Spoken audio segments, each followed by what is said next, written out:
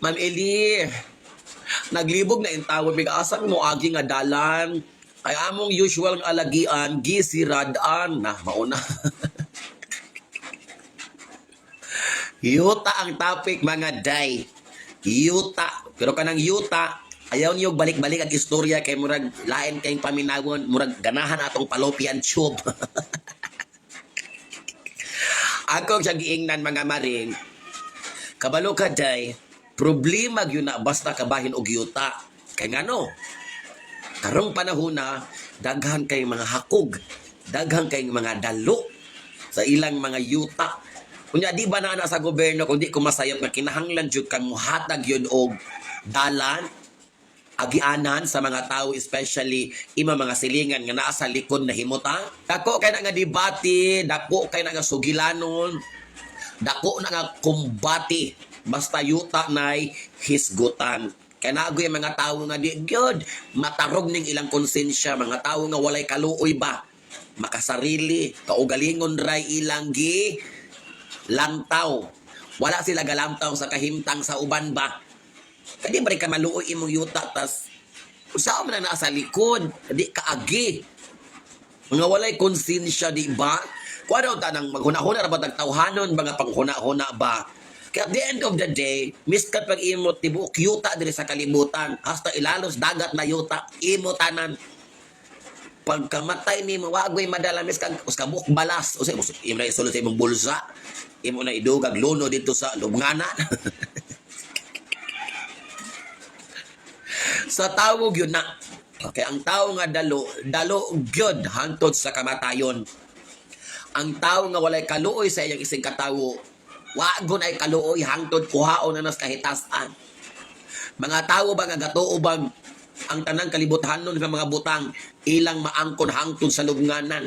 Wa gyoy mabitbit, wa gyoy madala. Kung naagali madala pag-abot sa panahon mga dunot ra na manang di ta pasulabi no. Ilabi na kita nasa unahan, daghan tag mga silingan.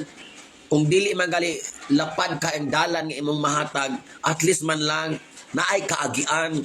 Kay pait ba kay nang na-assign ka sa likod unya wa kay kaagian. Magunsa man ka magtakarang. Ay nagko. Kuna akong giingnan siya nga wa jud kay mabuhat ana day. Bis kapag ireklamo nimo na sa langit, kung ingon na nga klase nga silingan imong naatlan, mag-antos na lang ka kay gahi panas bato, may peka ng bato imo ibunal sa ang ulo kay para mahayag. Oo, day. Grabe ko na sila. Unya, maupo ning mga tao ba nga kung sila'y mahibaslan, kung sila'y masumbalikan, otro rabang dili kadawat, maunang usahay, panggabaan, kay dili man kabalong maluoy sa uban. Ay nagko, munang niyo ko nga kana nga sugilanon day. Kadaghan na nagipangutanan nagko. Ako di magkuswito anang mga Republic Act of the Philippines unsaon na nimo diha, pero ang uban bisan unsaon nila reklamo, may alagian adto na sa kapitan, ikaso sa makadaghan, gireklamo sa makadaghan, niabot nag-asa sila moabot pero wa may nahitabo. Kay ang silingan gahi gyud kaayo, hakog gyud kay sa tanan. Mo nang kung inana nga sugilanon, malabo kay ang atong padulungan. Ang uban imbis ihatag ra pabayran. Oh, nawong og mga kwarta, dili kabalong manilingan. Ay nako mga maring. So kung mapalit mo og yuta, lesson learned na lang dagway. Kay kung inana na imong sitwasyon, lisod na magud bali-balihon. Ang imo na lang inigpalit nimo sa yuta, pila ka ulot ang imong agian o kinsay mga tag-iya nga abay right of way nga posible nyong maagian. Ilabi nagnaamoy mga motor, mga salakyan. Importante gud ninyong i-consider na ayaw mong kailad anang barato ra kay pagkabaligya sa yuta o sa panay mga pasalig sa nagbaligya. Ayaw gyud i-secure gyud ang imong yuta nga paliton.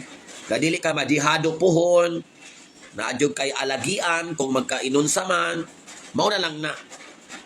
Lang pili atong yuta nga gaman na lay kulang 5 na lay pliti, 2 na kaslaing kinabuhi kay mao man ka na Moagi kang daghan kay isa nga tanan nga ulot unya di pa katagaag alagian. O ikaw ra gihapoy magbasol sa kaulahian. Barato untang pagkapalita sa yuta unya. Wa may alagian magunsa man. So mauna na imong i-consider maring before ka mo palit sa yuta nga imong ganahan para sure bull pug ka. Kaya akong usbon di gud ta katarog sa mga tawong dalo, mga hikawan. Labi na pag-abot sa yuta. Ha? Lagot mo ko nimo kay pasagad na po kang palit-palit. Wa po kagahon-ahona. Laita na ko nimong palaupian chob.